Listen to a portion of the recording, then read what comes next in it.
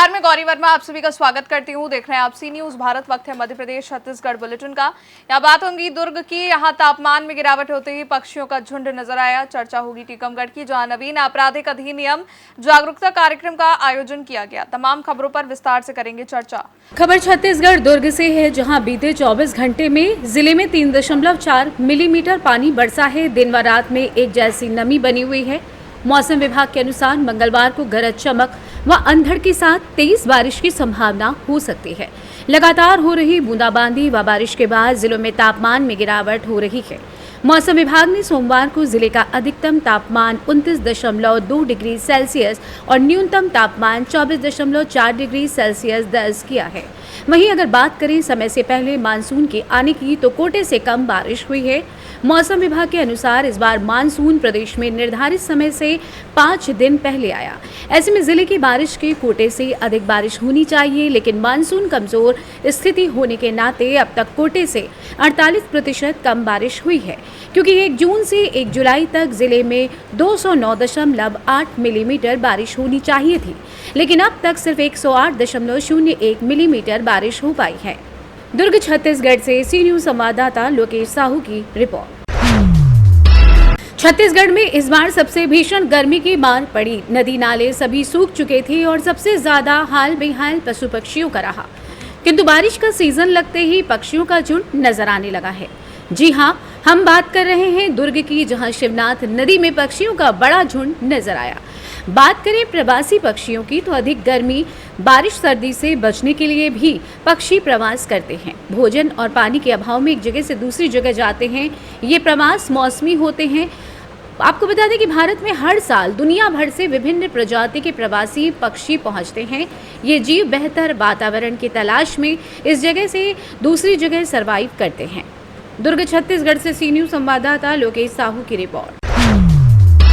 खबर टीकमगढ़ से है, जहां 1 जुलाई 2024 से नवीन कानून लागू हुए, जिनमें भारतीय दंड संहिता 1860 के स्थान पर भारतीय न्याय संहिता, 2023 भारतीय दंड प्रक्रिया संहिता, 1973 के स्थान पर भारतीय नागरिक सुरक्षा संहिता 2023 एवं भारतीय साक्ष्य अधिनियम 1872 के स्थान पर साक्ष्य अधिनियम 2023 लागू हो गए हैं। सभी पुलिस स्टाफ को विगत 2 माह में प्रशिक्षित किया गया। नवीन आपराधिक कानूनों की जानकारी हेतु जिला अंतर्गत सभी पुलिस थाना चौकियों में कार्यक्रम रखे गए। जिला मुख्यालय पर उत्सव भवन में मुख्य कार्यक्रम रखा गया। इस दौरान नवीन कानूनों के संबंध में विस्तृत परिचर्चा की गई। भाजपा जिला अध्यक्ष अमित नुना जी ने अवगत कराया कि विगत 2 वर्षों में अलग अलग स्तर पर कुल 158 बैठकें आयोजित की गई, जिनमें चर्चा के बाद हमारी संसद ने उक्त कानून पास किए। नए कानून गुलामी के दौरान बनाए गए कानून की बेड़ियों को तोड़कर स्वतंत्रता की ओर बढ़ने का प्रतीक है। 0 FIR से दूरस्थ ग्रामीण क्षेत्रों में रहने वाली हमारी माताओं बहनों को अत्यंत लाभ होगा। अतिरिक्त पुलिस अधीक्षक सीताराम ने अपने उद्बोधन में नवीन कानून की धाराओं की विस्तृत जानकारी दी। सीताराम ने कहा कि नवीन आपराधिक कानून त्वरित न्याय, वैज्ञानिक विवेचना, सुदृढ़ विधि एवं व्यवस्था के उद्देश्य से लागू किए जा रहे हैं। नवीन न्याय संहिता में अलगाववाद, आतंकवाद, मॉब लिंचिंग, चैन स्नैचिंग की धाराएं जोड़ी गई हैं। इन कानूनों के क्रियान्वयन के लिए टीकमगढ़ पुलिस पूरी तरीके से तैयार है। कार्यक्रम में जनसामान्य, गणमान्य नागरिक, पत्रकार बंधु, सम्मानीय जनप्रतिनिधि, स्कूली बच्चे, ग्रामीण स्वावलंबन समिति के सदस्यगण आदि शामिल हुए। आइए जानते हैं इस विषय में पुलिस अधीक्षक रोहित कासवानी एवं अभियोजन अधिकारी आलोक श्रीवास्तव का और क्या कुछ कहना था। आज से संपूर्ण भारतवर्ष में नवीन आपराधिक कानून लागू किए गए हैं। बहुत से लोगों में यह भ्रम है कि ये कानून आखिर क्यों लाए गए, क्योंकि हमारे देश में जो है पहले भी पूरे कानून प्रचलित थे। तो इसके लिए जो है इसके 7-8 कारण हैं, जो मैं संक्षेप में आप लोगों को बताना चाहता हूँ। सबसे पहला कारण तो ये है कि अब हमारे जो कानून थे वो 1860 की IPC थी।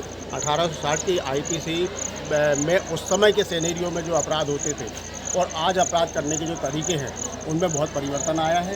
इस कारण जो है इस कानूनों को लागू करना बहुत ज़रूरी था। इसके अलावा बीच बीच में जो है कुछ संशोधन करके नए प्रकार के अपराध जोड़े गए थे, किंतु उनका सही तरीके से इम्प्लीमेंटेशन जो है फील्ड में जाके नहीं हो पा रहा था। लोगों को भी उसकी संपूर्ण जानकारी नहीं हो पाती थी। इसके चलते जो है पूरे इसके बेसिक स्ट्रक्चर को चेंज किया गया है। दूसरा एक बहुत बड़ा कारण ये भी है कि हमारे यहाँ जैसा हम देखते थे कि एक इंडिया शब्द चलता था, हिंदी में भारत, इंग्लिश में इंडिया शब्द आता था, तो वो इंडिया शब्द को ख़त्म कर दिया गया है और अब जो है सब केवल भारत कहला रहा है, हिंदी में भी इंग्लिश में भी।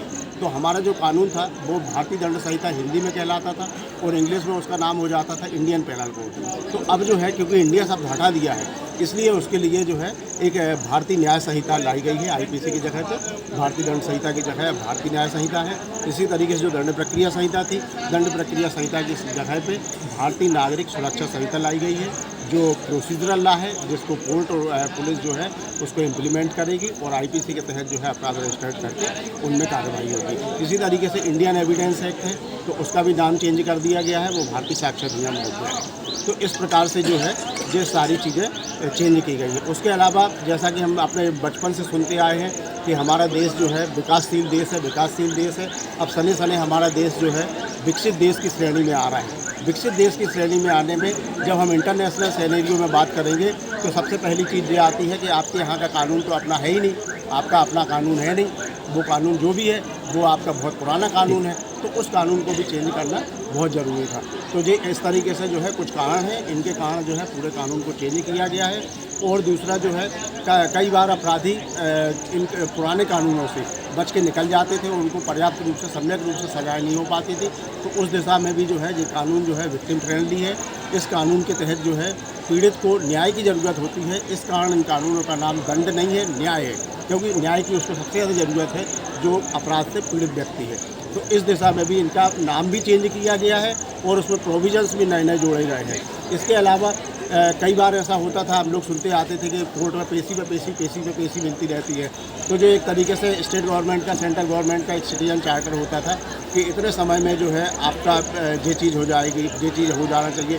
इस तरीके से इसमें भी एक सिटीजन चार्टर जैसा प्रोविजंस लाए गए हैं जो जो पीड़ित को त्वरित न्याय दिलाने में सहायक होंगे।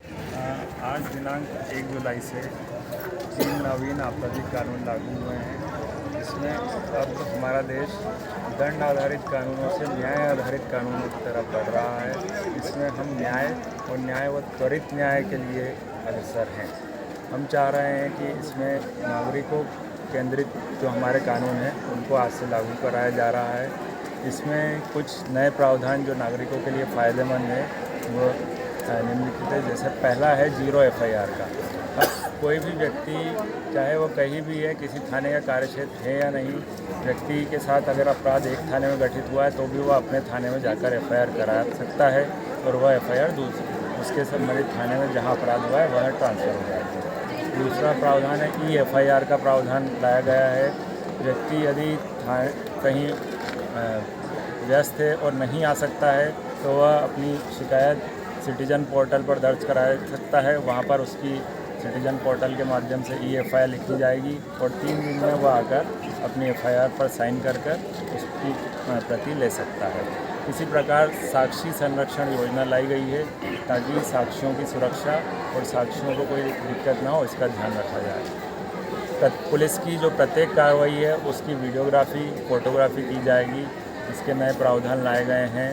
साथ ही नए अपराध जैसे अलगाववाद, आतंकवाद, मॉब लिंचिंग, इनको शामिल किया गया है। महिलाओं और बच्चों की सुरक्षा, निषकजनों की सुरक्षा की ओर विशेष ध्यान रखा गया है। उनको कोई भी दिक्कत ना हो, इसका प्रावधान लाया गया है। वह अपने निर्धारित स्थान पर अपने कथन दे सकते हैं और महिलाओं के कथन महिला अधिकारी की उपस्थिति में होंगे। सर, गंभीर अपराधों की जो धाराएं हैं उनमें क्या परिवर्तन है? कुछ धाराएं जैसे हैं वह परिवर्तित की गई है। इसके लिए NCRB ने संकलन ऐप जारी किया है। उस संकलन ऐप में पुरानी और नई धाराएं आप सभी देख सकते हैं। जैसे 302 धारा जो हत्या के लिए लगती थी, अब उसकी जगह 103 धारा लगेगी। इसी प्रकार अन्य सभी अपराधों के लिए जो धाराएं बदली है वह ऐप देखी जा सकती है। इसके लिए हमारी पूरी पुलिस टीम तैयार है नए कानूनों को अच्छे से लागू करने के लिए।